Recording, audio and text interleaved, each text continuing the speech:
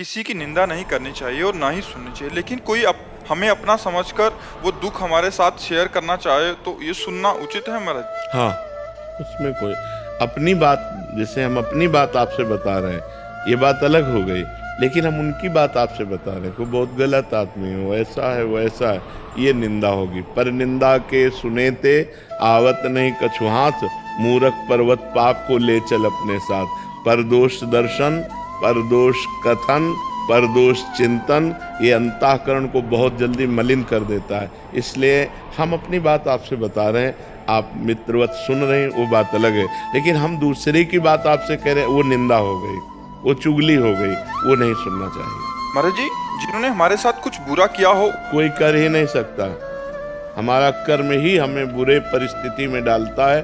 को न काहू के सुख दुख कर दाता, निज कृत कर्म भोग सुन भ्राता।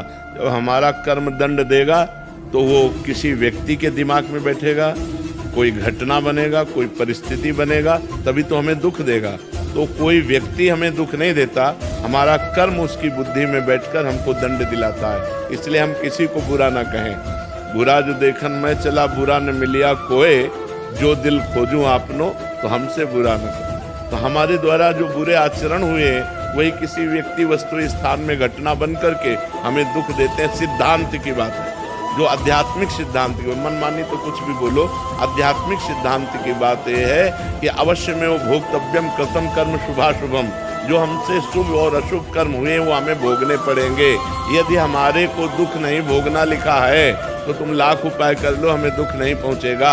और हमें सुख नहीं लिखा है तो हम लाख उपाय कर ले, हमें सुख नहीं मिलेगा, क्योंकि हमारे कर्म हमको दुख और सुख का भुगतान करवाते हैं। और जो विवेकवान भजन के द्वारा उन शुभ अशुभ को विध्वंस कर दे, वो आगे चलकर महासुख को प्राप्त होता है। इसीलिए अध्यात्म से जुड़ो, नाम जप करो, शराब मत पियो, पराई बहन बेटी या पराई पुरुष की तरफ गंदी दृष्टि मत रखो, मांस मत खाओ, आनंद में जीवन हो जाएगा। मनमानी आचरण करोगे तो फिर कौन किसको दुख देता है? अपने अपना कर्म ही अपने को दुख देता है।